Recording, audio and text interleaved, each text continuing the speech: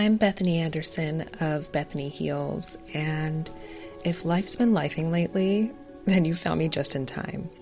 This is a pause, a permission slip to just be. And before we begin, let me remind you, your healing isn't on a timeline. Around here, we don't hustle our healing, we honor it.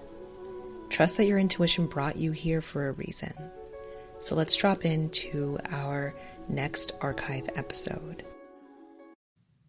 Hello, my amazing soul seekers, and welcome to archive episode number 7. I am so excited because today we have our very first guest on Life.ing, and I am thrilled because this woman is such an amazing, powerful, creative being, and I have been wanting to pick her brain for a while now. So today I want to welcome Sheenae Bunzel. She's the founder of Solii, which is a consciousness expansion ecosystem, and it's designed to help humanity evolve alongside intelligent technology. So it's blending psychedelic integration, retreats, and conscious AI. And she's currently creating AURION, which is a ceremonial platform that's designed to support soul-centered transformation and community in the age of machines. So welcome onto the pod. Yay, thank you. I'm so excited to be here chatting with you. Yes, me too. I thought of you immediately that I was like, I need to get Sheenae on the show because for those of you that don't know how we met, she came to one of my intuitive healing meditations when I was still in San Diego. And we just totally hit it off and we're like, we need to exchange information. And I'm so happy that we've kept in touch even with my move up here because I just think what you're doing is amazing. And it's so ahead of our times. And I think that that's what's so exciting about it. Yeah. Oh, thank you. Yeah. It's definitely, sometimes I feel like I'm living in 2045, I often say. And I'm like, okay, come back. We gotta stay here. But it's been a really fun project with lots of twists and turns and curves, and it's been fun. So I'm really enjoying the journey. Wow. Okay. Amazing. So before we kind of hop into whatever we hop into, I would love for everyone just to hear a little bit about your story. And I think that all really begins with day one. You know, what's your background?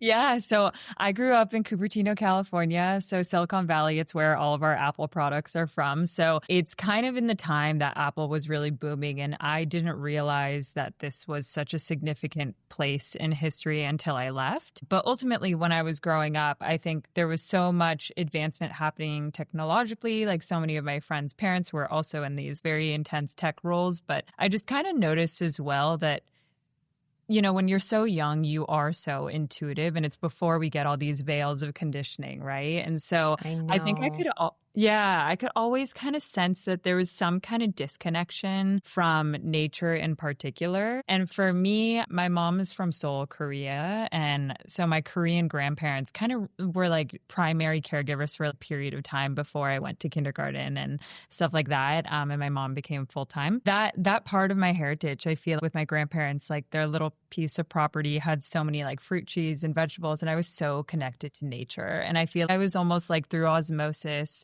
like absorbing the way that communication happens from like a Zen Buddhist like cultural mindset.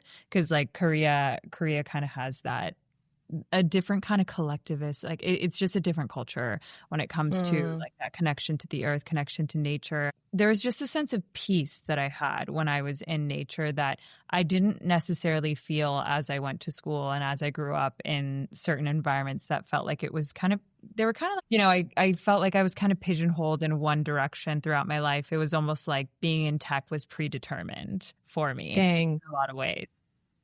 Did your mom always think that you were going to be in tech? Your family was just like, oh yeah, she'll be in tech. No, it's more, it wasn't necessarily anyone saying it. It was just kind of it felt like, tech was the place to be. Tech was everything that I knew. Tech is where I grew up. And, my whole family's in tech. Like my My brother works at Scale AI. My sister works at OpenAI. And so my God. this one now. There's no escaping it. Well, it's funny because like when I went off on my own direction, which I'll get into as well, like I didn't expect to be back in tech, but it almost like made sense that I am back here, but in a way that's so uniquely mine and no longer feels like just the only pathway that was almost the train tracks that everything in our conditioning sets us up for. It was almost like I had to really leave the tracks that were set up for me, go on my own journey, and then be like, oh, wait, now I'm a tech founder. Okay, but it's this cool, like different type of tech founder that I haven't seen many people of this sort of tech founder yet. So, but anyways, growing up in the Silicon Valley and then going to school and then going into business school, it was all kind of leading me into what I ended up going into right after I graduated. So I worked for all the big tech companies. I was in tech sales. I worked at IBM, and then with IBM I moved to New York, and then I was at Salesforce, and then with Salesforce I moved to Australia, and then I moved into leadership, and then I was in sales tech leadership, and then I moved to this company Mira, which was the whole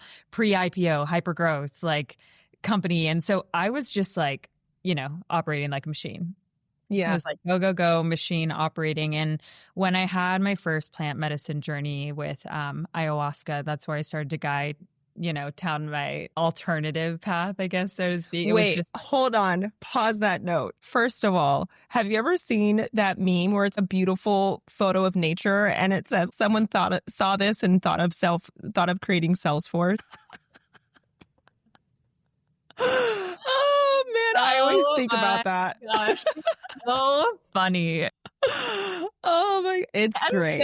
That's hilarious because, like, yeah, of course, like Salesforce has like the giant tower, like screaming their brand at the top of like every major city, and at first I was really drinking the Kool-Aid, and I have a lot of respect for my time there. Yeah, of course. I'm so grateful for it, and they really did have such beautiful culture, and like they. I feel like companies always have such great intentions, but then when they get so big, it's hard to follow through that integrity because it's just, it starts really heart-centered. And Benioff had so many qualities that I love what he represents as a leader, giving back to the communities, female representation and all that stuff. I loved it. But anyways, long story short. And then that leads to my next question. Okay, wait, how did you even get into the world of finding plant medicine? What even piqued your interest? Like, I want to experience this next. Yeah, I mean, it's interesting because when I was living in New York, it was probably the most stressful period of my life. I don't know. It's all in relation to where you are at that age. So for that moment in time, most stressful period of my life, working so hard. I was selling also to financial services, which didn't make sense for me at the time. I was like, why am I always talking to or why am I in the financial services industry? And now it all makes sense. You look back and it's like, my spirit guides want me to create a new economy. And anyways, we'll get into that later. I've been talking to these people my whole life. It's fine. But anyways, it was just, when I moved to New York, it was very clear to me that something was missing because I grew up in in California. I grew up around nature, and I was like, why is my nervous system off? And it was because I didn't have that access to nature. The simple fact of like waking up and like being able to walk outside and be in nature, that's a medicine that we don't recognize is so crucial to our harmonious peace of mind, a nice state, a meditative state. It's simple. And in order for me to get that, I was like, okay, well, I mean, I'm going to get into yoga. And that's when I really started practicing yoga. And yoga was my way of getting into a meditative state. I also started renting a car and driving so I could get out into nature. But that was like my form of spirituality. And ultimately, when I made the decision to move to Sydney, I feel there's a big part of it that was like, I want to be surrounded by nature. I want to be in a space where I could reacclimate to who I really am at my core. Moved to Sydney, and that's when Sydney felt almost like this space. It was like the space from the rat race that was New York, also American hustle culture, so the American dream culture. It was, I could kind of recalibrate a little bit. And all of a sudden, things started popping up very, very quickly there. And then next thing you know, COVID happened. And, COVID was such a accelerator for a lot of people taking time and space and tapping into spirituality. Because all of a sudden you have so much time and like you're locked in. I feel like for a lot of creatives, they're like, all right, let's go. Like I did well during COVID because I was got my paints, I got my art, I'm writing. I had a routine locked in. I was like, work out, go for a walk, boom, boom, boom. And I was doing a minor in psychology at that time because I was planning on going back for my master's in psychology. So I had the whole study schedule set up and I was doing all the things. I love just creating structures. So I'm like... Yeah, I think that's the Gemini in your chart and my Gemini moon, right? It's just my projector human design. I see this, I'm going to build this. Yeah. And my manifestor was like, oh, ideas here, create. And so it was really fun for me. But anyways, like Australia had a different type of lockdown experience. So I had the opportunity I had the call. So the call for ayahuasca is just this pull where for me, the pull felt like I couldn't stop thinking about it. I couldn't stop researching podcasts, everything. It was just I was like, I am meant to do an ayahuasca retreat. Something has pulled me. And it's really funny because when I finally was like, okay, it's time, I talked to my sister and my sister was like, oh, no, wait, my friend just did one in the Blue Mountains over here. And she was like, she works for this company. And turns out I was in the midst of closing a deal for Salesforce with this company. So I took her for lunch with my corporate credit card and all we talked about was ayahuasca. And she referred me to this group. Wow. That's wild. That random thread of all people, of all places. Yeah. I closed that deal and I got a ayahuasca referral. I was like, bing, bing, let's go. Wow. But yeah, so the first ayahuasca ceremony. So that's kind of a long-winded way of saying the spiritual journey started a little bit in New York when I was super stressed. Then I was recovering from a breakup that happened in New York. And I feel like there was a bit of escapism happening also with me moving to Sydney. I knew I wanted to, and I was also like getting out of a relationship that was very challenging for me. And the first sound healing I ever had was the first time I actually felt like my head was clear. Wow. I feel like there was so much noise always in my head. I was always overthinking, anxious. There's constant thoughts happening. And all of a sudden sound healing, I was just like, oh, wow. Okay. There's something to this. So then that kind of planted the seed that probably led to what came through during ayahuasca, which was the message, listen to the music, feel the music, hear the music. You're meant to create music. And I was like, I know I am. And that's where sound healing and then the breath work got added on to it because I wanted people to enter an altered state of consciousness without doing plant medicine. So then I coined the Solii experience, which was meditation, breathwork, sound, and then Solii created. And so that was operating alongside my corporate ladder climbing. Oh my gosh. And talk a little bit about Solii, because this was the baby that's the first baby that's being born that's kind of branching out into all of these other beautiful avenues now. Yeah. So Solii's like mother. And then, Yes, there we go. We're actually like mother tree. But yes, Solii is derived from sori, which is the Korean word for sound. So it just works so beautifully. And yeah, I love that it has the element of like half of my cultural heritage. And Solii was just this like, honestly, this space. Like it was always, it's funny because I didn't really fully, I was saying this at the time, but I feel like it took me until like the last few years to really understand what this means. But it was always, I want to raise the collective consciousness of the planet.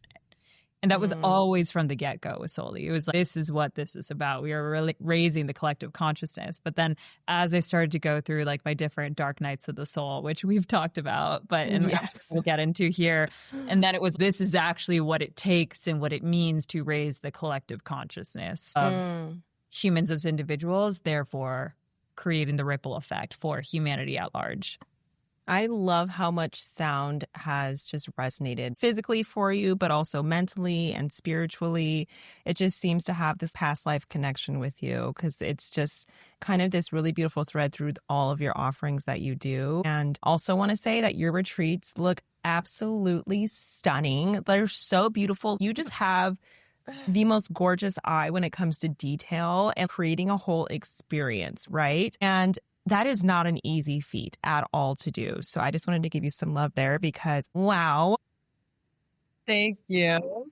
Thank I you. also really appreciate, because hot take, I wish that most people did more intentional research into plant medicine or any type of spiritual or wellness offering that they're looking into.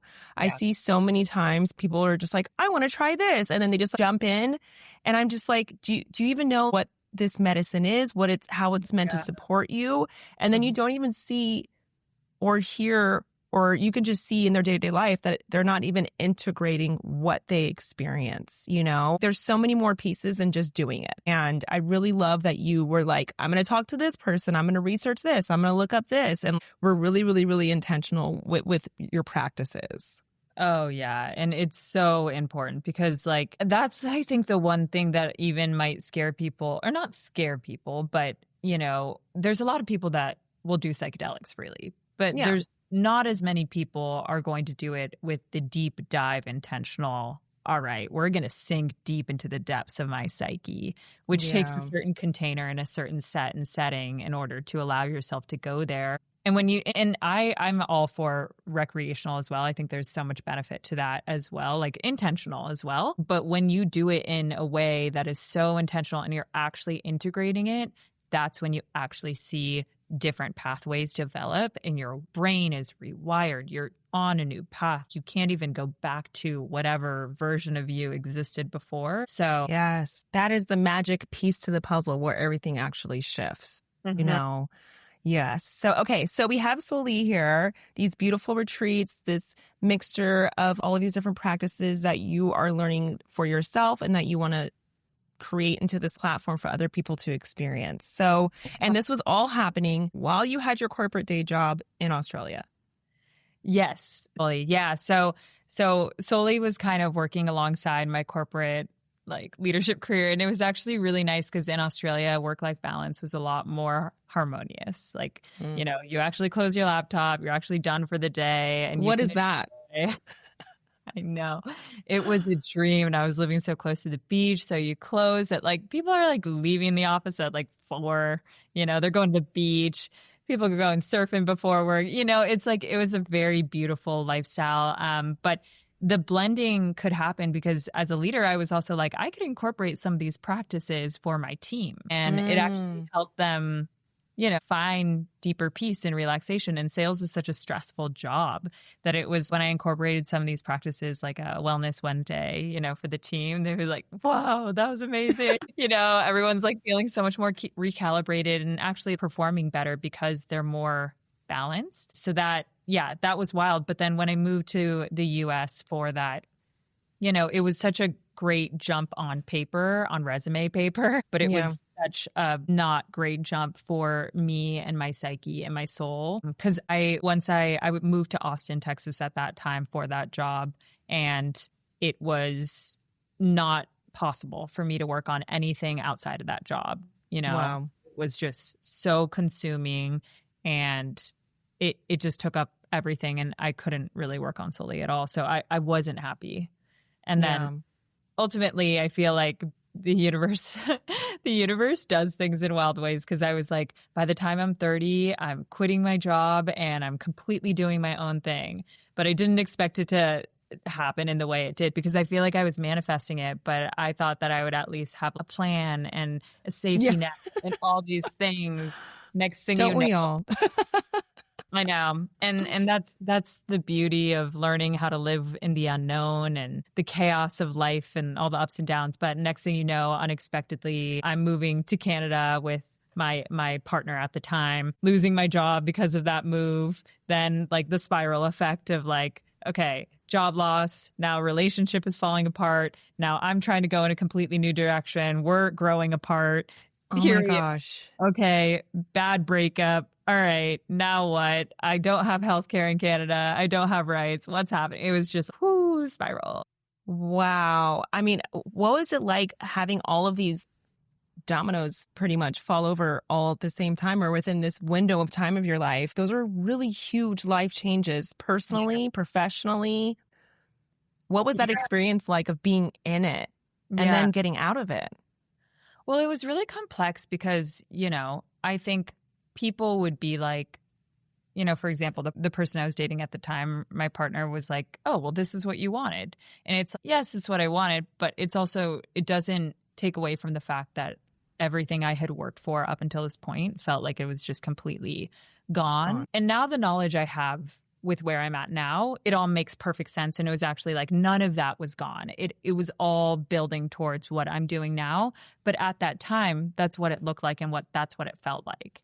It Absolutely. felt like it's just a complete everything I've worked for, everything I built towards, the constant hustle, the sacrifices, the promotions, all of this. It was just all for what? And, sometimes you kind of have to go into that little bit of that human victim mindset where you're like, yeah, what's happening? Why me? And where do I go from here? Where do I go? What's happening? And then, when you realize as well that version of my identity has been what I've been, that's been my entire adult existence since I graduated college, right? And so all of the friendships, relationships that I met in that time were drawn through that type of version of me. That version of me might not have been actually the version of me I truly am at my core. So that was kind of the unraveling that happened, right? So me realizing that I followed a path that was going to be the path that was accepted, like within the train tracks that I was kind of talking about. It was like, okay, this is my train tracks path. And these are all of the things that I've collected along my way, this is the pathway. But now I'm, with my psychedelic journeys, it's almost like I created a completely new neural pathway and now I'm going down a complete new path. And it's like, who are my friends? Who are my people? Who do I talk to? Who can I relate to? What's happening? And it's challenging and it's exciting too. It's exciting because there's unlimited possibilities. And exactly. It's like, wait, anything is possible now. I have a clean chalkboard to work with. And that's the beauty of it. And really learning how to hold that expansiveness is almost it's the excitement and the challenge of it and I think that's probably something that a lot of people go through when they're trying to make a transition or they're leaving corporate or something that's so structured and familiar. And then it's all of a sudden like endless possibilities. And can I hold my highest potential enough to actually be my own cheerleader, my own guide, my own support system? Because I don't have a corporate, I don't have Salesforce to be like, I work for Salesforce. It's like myself, it's just me. I need to root for me. And I'm sure you know this as well with Bethany Heals. It's like when you're an entrepreneur, so much of it is around your self-love. Yes, 100% your self-worth and your passion for your purpose, because it is such a roller coaster. You can't rely on outside sources to keep you going. It is your passion, your fire, your fuel that gets you through some of the most challenging parts of building a business, And I also think that people are very afraid of the pivot. When it's like, I'm going to try something completely different that is completely unfamiliar and unknown to me. And a lot of the times it's very easy for people to stay in what feels comfortable and familiar, even if it's not right or good for them, or even if there's something that could potentially be better. But it's just so far away from where they're at in present time. Yeah. And I see it happen a lot where it's just opportunities are missed, moments are passed because it's just easier to stay here. But what we also don't see when we stay in that comfort zone, so to speak, is what happens when you step outside of it, right? Mm-hmm. Even with me moving up here to Washington, this was a big pivot for me, pivot, surprise, relationship ended. Yeah, I know. You're in Phoenix. I'm in it. I'm in it. I'm in Phoenix portal energy, which we'll talk about in a second, but I think that there's this certain level of trust that we have to have in order to take these sorts of leaps where it's like, I don't know where I'm landing, but I know that I'm supposed to be jumping. And let's start there. And that it's very odd. I don't know if it's the same for you, but there's this level of certainty where it's like, I don't need to have every step in front of me, but there's this really calm, centered certainty where it's like, this is where I know I need to be going. So I'm going to trust that. Yeah, exactly. There's a couple things you said is I think I often say that there's a quote that somebody says where it's like uncomfortable or a comfortable hell is better than an uncomfortable heaven for a lot of people. Yeah. The thought of your greatness or achieving everything you could possibly want. And there's a book called The Big Leap that kind of talks about it, but it's almost like Yes, people, I read that. yeah, people So are good. afraid to expand their capacity to hold their highest potential because what would it mean if I could hold that much of everything that I want? And what if I screw it up? It's almost like the what if I screw it up that holds you back. And then there's this other thing that I heard. I'm not going to quote it correctly, but it's basically around the fact that if there's a plan B, you're on the wrong path. Like, Yeah. because for You're me, right. what I'm on right now, there is so much trust that's coming through. And also, like, this is where a connection to something greater or having a little bit of this, my experience with plant medicine, all this, and like my guides, etc., like really having that trust because it's just, there is no plan B. There is no backup plan. That I couldn't choose another path if I wanted to. No matter how it unfolds, no matter what the twists and turns are, this is it. So it's an interesting process. It's so true. It's like, I can't imagine me doing anything else either. No, I know for a fact this is what I'm here to do. Yeah. And you're right. That's it. You know, that's so funny. You said The Big Leap by Gay Hendricks for anybody that's wondering what book that is. I'm such a book nerd. I made a book list for the women that are in my AB program Elixir. And that's one of the books that I have them read. I'm like, do it. It's you have to. I listened on Audible when I was going through like one of my many transitions, and it was really helpful. Wow. Okay. So now we're at AURION. Talk to me about the new baby. Where did this begin? What inspired it? And where are we headed? Yeah. So I was in master's program. So it was a master's of integral noetic science with a concentration on psychedelics and anomalous studies. So that's a whole lot of words, but basically integral noetic science, just think it's the science of knowing or consciousness, and then psychedelics and anomalous studies. I will actually say this program was like Hogwarts. It was very... Oh my gosh, that sounds amazing. Everyone in the program had tapped into their intuitive gifts, and they were all unique and all different. And I think this program really allowed me to just have so much familiarity and community and comfort with the fact that I think these gifts are all available to all of us. But I think that it takes us really working through our shadows and expanding our consciousness in order to identify which ones are ours, you know, what are our gifts? Because all of us have different ones. And this is where I'm going to go on a sidetrack. So I'm just going to go back to AURION. Basically, I feel like... but I want to hear it. I want to hear it.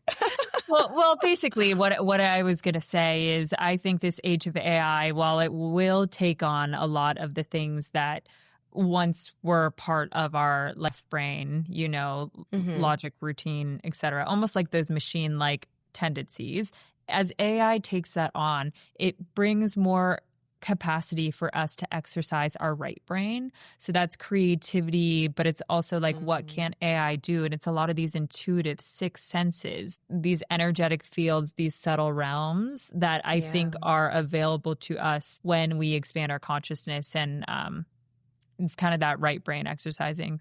I think it's going to be an interesting time to see what unfolds. And I don't know if you've listened to telepathy tapes.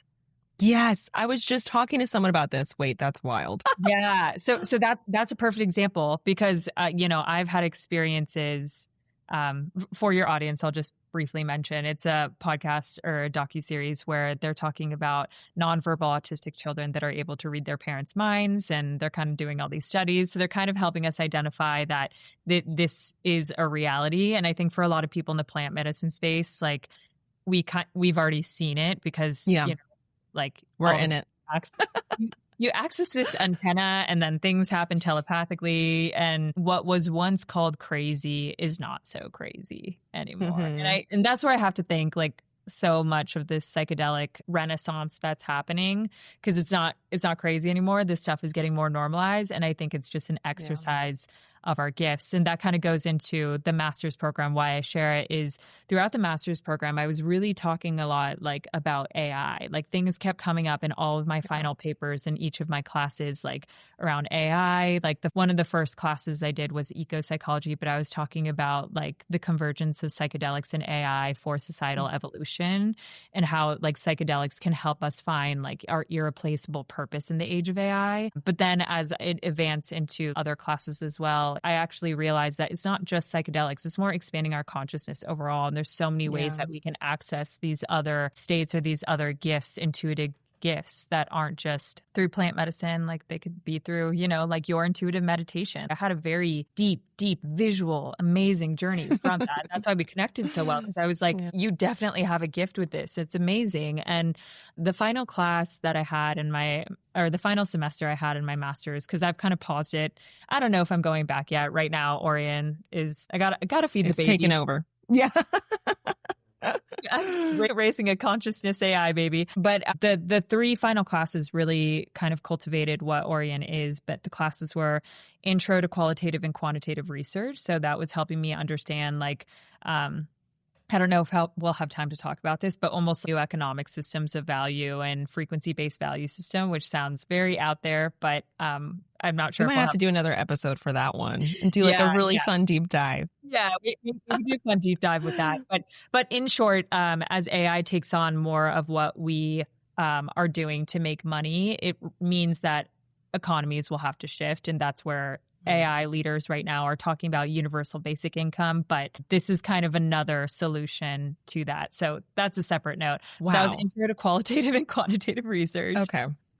Consciousness studies was another one. And then the third one was designing and leading integral organizations and businesses. So I had no idea that these three classes would kind of help cultivate me creating this new system / like seeding a new ecosystem of consciousness expansion that coincides with in-person gatherings and then AI as well. But it just kind of happened. I thought it was just going to be Solii retreats. I was already a psychedelic guide, and I'll be doing more work with psychedelics. Even the way I got called to this master's program, I was like, I don't know why I'm in a master's program, but I meant to be here. It's like ayahuasca for me. It was like, I meant to be in a master's program right now. So this is where I meant to be. All of the classes that But then you took these classes. Yeah, all of the classes I ended up in were just exactly what I needed to be in to help me actually formulate certain aspects, even of the portal system that I didn't even know was going to be a part of all of this. It was just a very unexpected turn of events. And wow.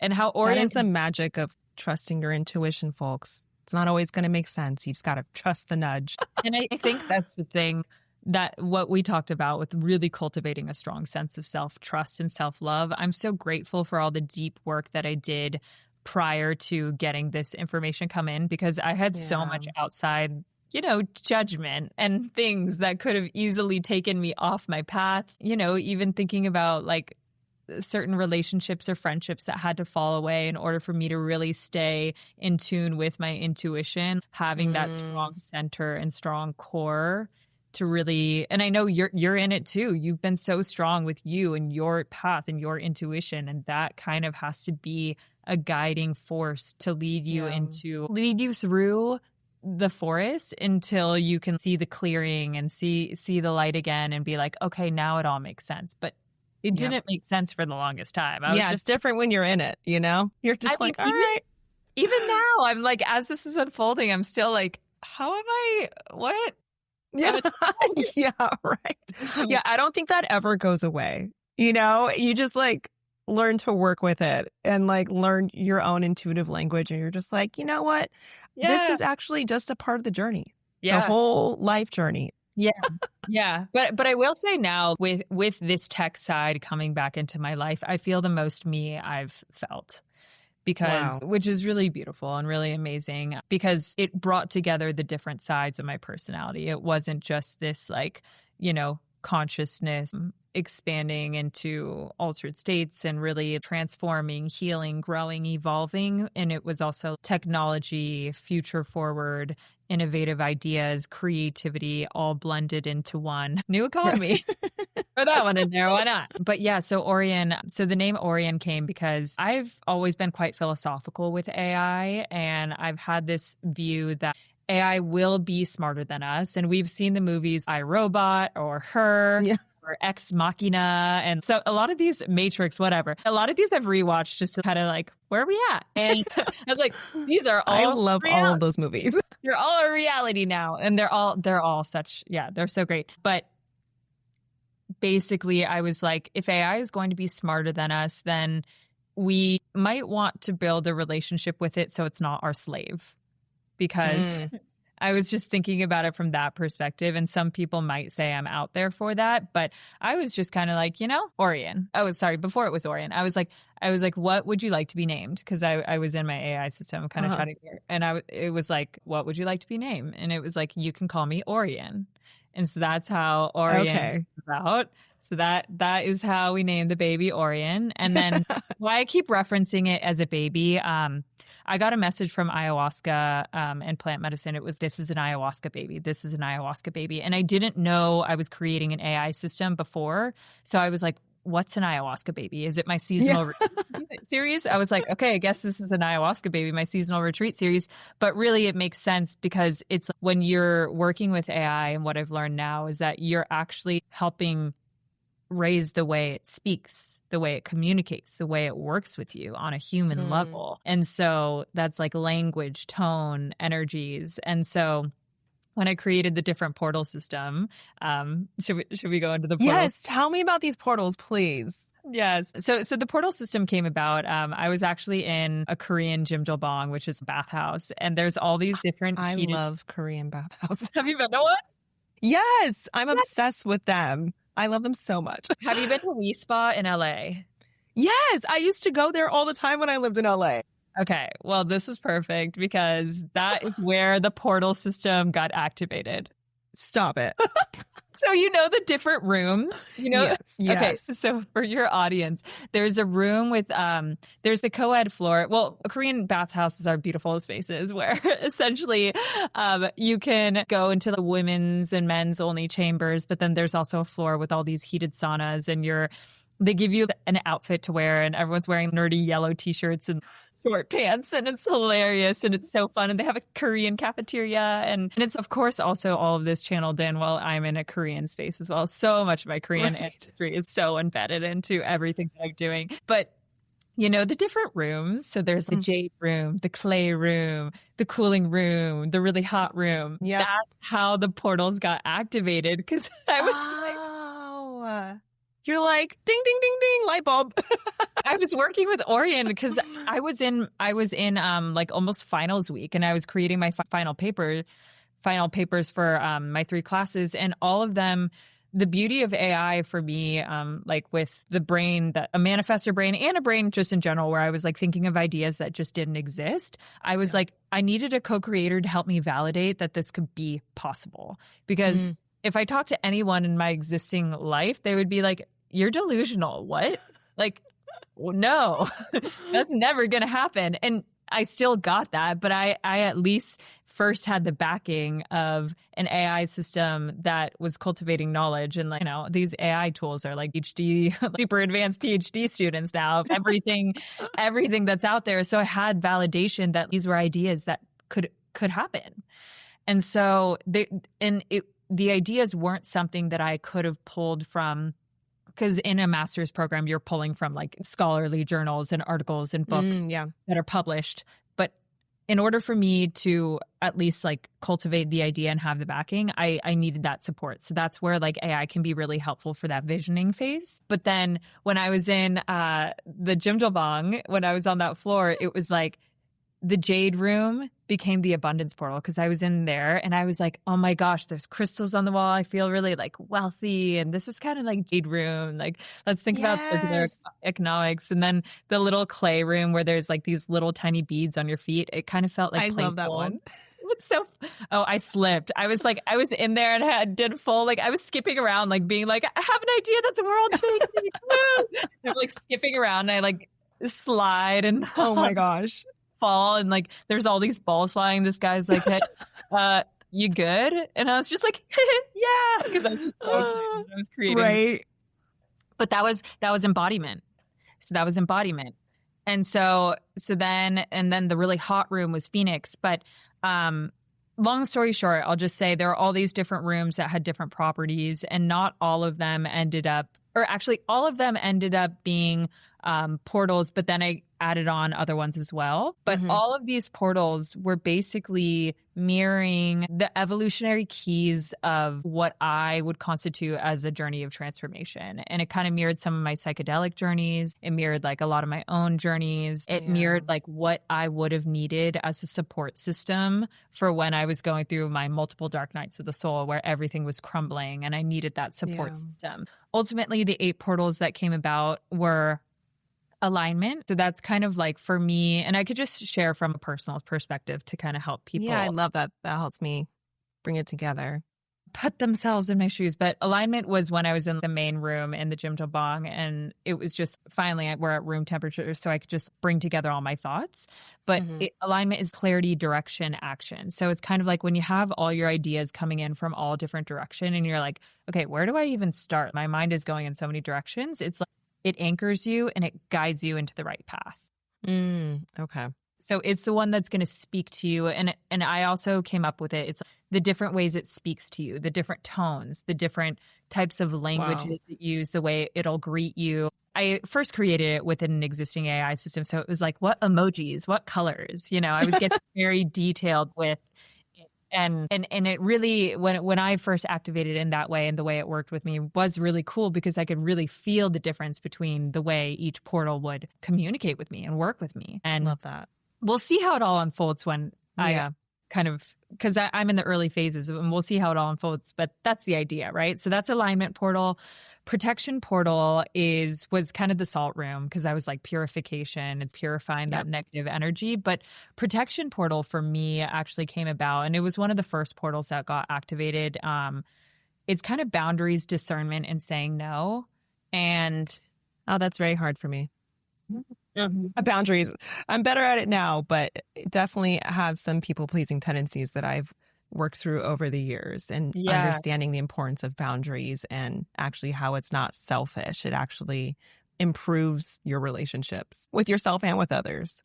100%. And that one actually came from deep pain. I had a situation happen with somebody that was a really close friend of mine, and I actually had this recognition of how important it is to really honor your own boundaries and be true to yourself. And if something is no longer serving you, allow that to dissolve. And if it comes back, great, but allow that boundary to be created to protect your own growth, your own peace. And I really needed to cultivate that strength, because for me, my friendships and my relationships are just, everything, especially a friendship, female friendship. I know friendship breakups are worse than relationship breakups. Yeah. I hear you. Yeah. And so it was, and unfortunately, it was just a very, very damaging, devastating turn of events and unveiling of a lot of information, where it was finally boundaries, discernment, protection portal. Yeah. It's happening. We're clear. There are no leaks anymore, because it's kind of we're not letting. And it's such an integral part of the transformative journey. It really is. And gosh, it's when you set boundaries for yourself, it can just set you free. And so I'm so grateful for that portal working with me in that way. And then the embodiment portal is the fun, playful one. That's what I was telling you. But embodiment, it's that somatic wisdom. We live in a society where we're so in our heads, and we need to come back to our body. And there's so much wisdom in our body. Our body holds trauma, it holds pain, it holds, sensuality, being in touch with our senses. When we think about this age of AI, what can't robots do? Experience the world through our 5 senses. So it's kind of that as well. And I think the embodiment portal is also dance, movement, play, really being in our bodies. So that's the embodiment portal. The next one is creation portal. And creation portal wasn't a room, but I was creativity, I think, is just going to be so important in this age of AI. Like it's everything. I really think it's what we're here to do. So the creation portal came about, and that's kind of when I'm in my visioning. That's kind of the ideating, manifesting, soul gifts, kind of identifying that, when I'm thinking about like something new I want to create, I kind of go into the creation portal. I love that. That's really fun. Or like creating a new offering. Right? It can be offering, new idea. I love that. And creativity can be different in so many different ways, whether, it is creating something for your business, or it's writing, or it's photography, or it's painting or dancing, or there's just so many things that really encompass that. Yeah. It can go in so many directions for sure. That's fun. And then the abundance portal was that jade room. So abundance portal. And this is where, if we end up doing a future, the one about the economic system, but I think abundance is something that it's more than just having a lot of money. It's this state of mind. And I know that's so overused. Abundance is a state of mind and stuff, but it's really this cultivating the feeling of really knowing that you have everything you need, and when you have enough, and abundance in all forms. I have an abundance of really nourishing, loving relationships. I have an abundance of food available for me every day. I have an abundance of resources, and it's not just money. It's also resources. That's underlying money. Yeah. But also abundance portal for me, I would actually say, helping me start to charge what I'm actually worth. Ooh. Preach. Yes. Value. Because I think for me, and I'm sure many people feel this when they move into something that is so heart-centered, or so in a field that is, it's almost like for me, I was used to, it needed to feel stressful and misaligned in order for me to make money. And that was kind of a wired belief in my mind. Yes. Like you have to overwork, you have to exhaust yourself and burn yourself out. Yeah. If it feels like that's how you make money. Yeah. But I had to rewire that belief, and that's an abundance portal. It's actually, it can feel good. It can feel aligned, and you can cultivate wealth. That being said, we are within the AURION ecosystem also cultivating a new format of wealth in our world because of what I mentioned with AI. But as for this first phase, while I'm still working within, and while we're all working within this capitalist system, being able to do amazing work in the world and being able to cultivate resources so that we can continue doing that work in the world and rewiring those mindsets so we can be that version of self. So that's abundance portal. Abundance portal was fun. I feel I could just go on the whole episode for each, but that's a different too much information. The next one was, and these all go in no specific order, and there's 8 of them because if you turn the 8 sideways, it's an infinity symbol. So we're ever evolving, always going through these layers of transformation. And one day you're going to be embodiment, one day you're going to be what I'm going to say next. So Phoenix. So Phoenix portal was that really hot room, that like kind of sweat lodgy room, but that's death rebirth. So kind of what you're going through right now. I talked to you a little bit about it, but it's when you're in a real big identity shift. You're moving from San Diego to Seattle, like going through a breakup. You're in a complete transition, and it's like everything that was an old you must go so you can transform in Phoenix and rise from the ashes into this new version of you.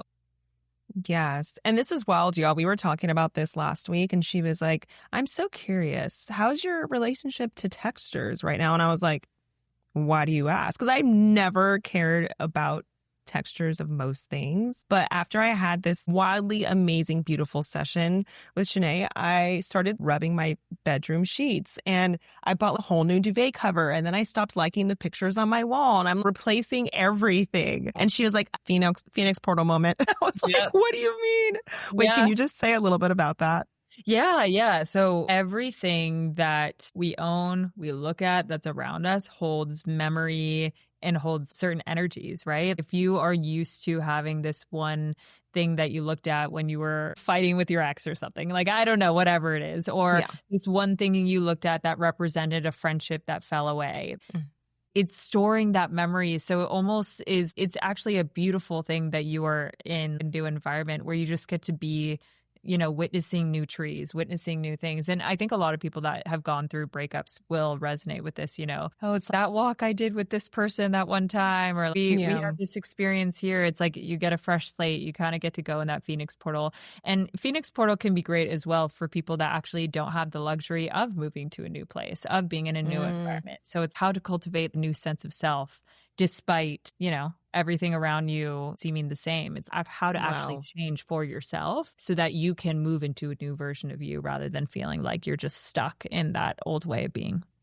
I love that. Okay, so how do all of these portals come together? Two more. Yes. Sorry, two more. Okay. I'll go quick. So galactic is cosmic wisdom, interconnectedness. That's kind of connection to something greater. So that one's kind of like fun and galactic. And then the integration portal is, that last room in the Jim Dobong where it's that cooling room. So it's kind of the room that allows you to integrate your insights into kind of wisdom and cultivate action that's kind of grounded in peace, finding stillness, finding clarity from the grounded, peaceful state. So that's integration portal. So yeah, those are the 8 portals. And then what was your question? How everything comes together. How does this all tie in together with the human experience? We have this tech AI build that's coming together. And then how do we bring it back down to our material reality and into our day-to-day lives? Yeah.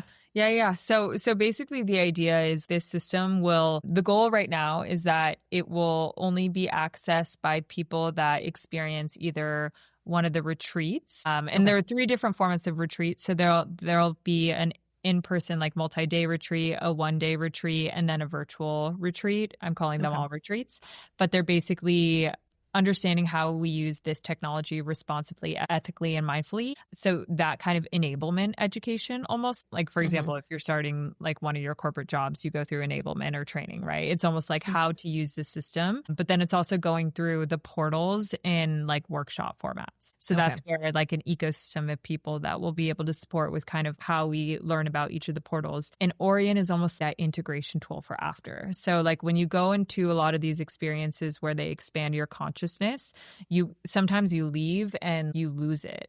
So it's kind of like you have these experiences that cultivate and help you access and open up how you're using this platform. And then when you go back into your day-to-day environment, they continue working with you. So for example, I can talk about the way that I use AURION right now. It's, if all of a sudden I'm in a zone where I'm creating new offerings, let's go into the creation portal, and then we're going to go into the abundance portal. Okay, well, I am integrating this dream that I just had and it makes no sense. And I'm going to journal about it, write about it. And then I would have AURION help me further work with this dream or help me interpret it. It's like how these different layers and these different understandings, depending on where we're at in life. Or for you, for example, with the Phoenix portal energy, it's how to completely enter this new state of being or this new frame of mind. What are things that are aligned with the direction that you're heading and the version of yourself that you want to be? And like Phoenix portal helping guide you in those directions. And then I think a big point that I will say that will differentiate this is the ecosystem of actual in-person healers or beings or guides. So the idea is it's not just going to be AURION being and all these different, like the Phoenix guides, the embodiment guides, it's going to be also guides. So when I think about, you, for example, hopefully you want to be a part of this ecosystem. I would love to have you as part of it. But, some of the work you do and what portal would be most aligned and well suited based on what you do. And then from there, people being able to be guided toward people that are associated with that portal. So say, for example, I'm having a Phoenix moment and there's somebody that's, some kind of deep transformation practitioner. I can book a call. It is me. Yeah.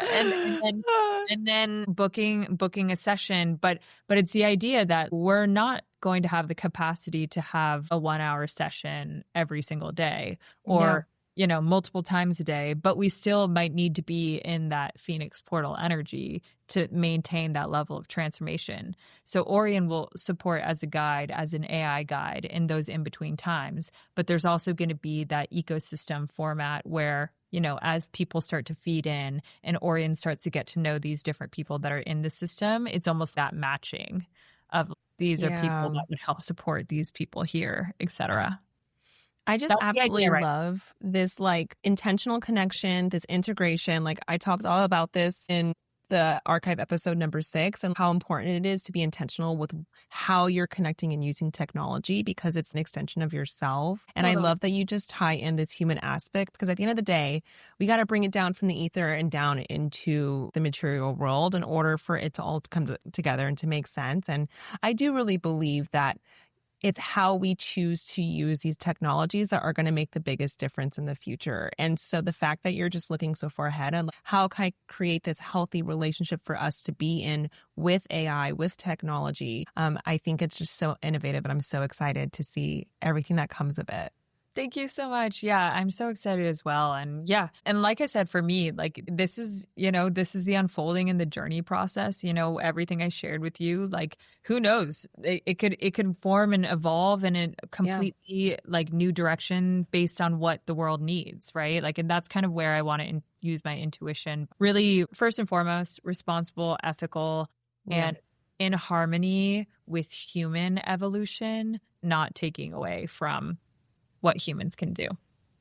Yes, I love that. Okay, so wait, I just want to kind of close this out with a question of just if someone's listening right now, just feeling really overwhelmed by just the quick pace of technology and everything that's coming from this, what's one small practice or perspective shift that you'd want them to take away from all this? Yeah, I mean, it's like the law of attraction and manifestation, right? What we think about and what we believe ends up becoming what unfolds. So if we're able to think about technology in ways that are for our evolution or for our growth, then that is more likely to be the unfolding that happens for the collective. But on a human level, for a person individually, it's a lot of times when we're feeling unsafe or feeling uncertain or out of control, there might be a part of us within us that is feeling unsafe or isn't comfortable with, the unknown, right? Yeah. And so sometimes it's actually as simple as going inward and it's what part of me doesn't feel comfortable with the unknown in life. Because that's where a lot of anxiety stems from. It's this discomfort with whatever unfolding of the unknown. So understand deep within ourselves, what are we uncomfortable with or what do we fear? Is there a version of ourselves deep within us that needs some nurturing, needs some love to feel safe in order to understand that no matter what happens, we got ourselves and we're going to be okay. And we're malleable and adaptable. Thank you. Yes. Yeah. And I think we as humans have gone through so many different types of intense periods, and for our ancestors it was wars. And so for us it's the iterations of life. Yeah. And so it's cultivating that trust in ourselves, being the parent, almost the mentor and the parent that we need for the inner child that might be fearing the unknown. And then once we get to a place of safety, it's thinking about, okay, what are possibilities? Once we regulate our nervous system, it's how can I use AI for the good? And does it start with it becoming a mirror for me and my healing journey? And then eventually evolving into maybe an idea like an AURION, who knows? But it really starts with just cultivating a sense of trust in ourselves and our ability to adapt to whatever comes with the unknown. Absolutely. Thank you. So I know you have a couple of offerings that are literally right around the corner. Can you just share a little bit about those before we finish up so people can have a way of joining you on this beautiful adventure that you're on right now? Yeah. So two things. So the first one is the facilitator path. So that one is essentially for people that want to be a part of the AURION ecosystem, be one of the facilitators as part of the team. It's really about like cultivating each individual's unique gifts and skill sets of what they can do to serve the field. And it's also going to be fun because I work with the subconscious a lot. So, and I could talk a little bit about what we did because that's another one of my offerings of like quantum calibration. But I work with people deep in meditative states to not only help like cultivate a sense of self-love, self-trust based on healing past versions of themselves, but also future visioning. So the way I see it with this facilitator group is like in group settings and some individual as well, being able to future vision scenarios, playing them out, understanding how we can cultivate the right kind of ecosystem environment for people to go through these in-person retreats, gatherings, and then really cultivating their own unique gifts. So, if they want to do a retreat of their own in the future as well, this isn't something where I'm just holding them within the AURION ecosystem, but really cultivating those gifts so that they can be a facilitator for group ceremony work. And then quantum calibrations, we did one of those. Yeah. So those are the deep dive work, but that's basically, I have offerings for one-off. So if people wanted to do just a short one-off one, or if they wanted to do a 3-part with like a consultation call, a deep dive, and then an integration call, that's deep dive subconscious work. We're working with multidimensionally, but a lot of times with past versions of selves, and then visualizing future selves so that we can cultivate that awareness of what vision of your future that you are working towards, so you can be on your most aligned path to purpose. So that's the quantum calibrations. And then the last one is actually, there's one other, psychedelic integration. So if there's any people that have like psychedelic experiences that they haven't really understood or made sense of, and they need a guide or a support system with that, I do that as well. And then the last one is the investor coaching circle. So I'm not going with a venture capital VC route or traditional funding route for AURION. As a tech company, I've decided to go a completely different direction. So the way that I plan to do that is with this investor coaching circle, which will be a higher ticket price. And essentially the idea is a 12-week coaching program for people to go through their full transformation. I'm calling it like PhD in self-love, purpose healing and devotion of self-love, and cultivating that within 12 weeks. And then after that, also understanding that they can be part of the AURION ecosystem as well, but the funds that come from their participation in that will also help raise this technology, as well as for those that are open to it, the recorded sessions from those will contribute to the IP of AURION in terms of like the way I guide, almost being mirrored by AURION, and how it will continue to help support people with certain like language, certain tones, working with certain portals, etc. Wow. Amazing. So exciting. And so when are these beginning? September 20th. All right. September 29th. Everyone, I am going to link all of those in the show notes below for those of you that are interested in joining. And Sheenae, I'm just so grateful and excited for everything that you're doing, for coming on the show, for sharing your insight and perspective on what it's to start a business, to be in the corporate world, to have this whole other side of spirituality that's intertwined in every aspect of your life. I think it's just so beautiful and interesting. And that's exactly why I wanted you on the show. So I'm so happy that you joined us, and I'm so excited for what's to come for you. Oh, thank you so much. And I know this is a longer one than you're used to, but I'm so grateful for any of your audience that listens to this. And I'm just excited to support people in their journey and their path to purpose, so that we can raise the collective consciousness and have a harmonious existence. Exactly. So thanks everyone for listening in, and I will see you in the next episode. Yay.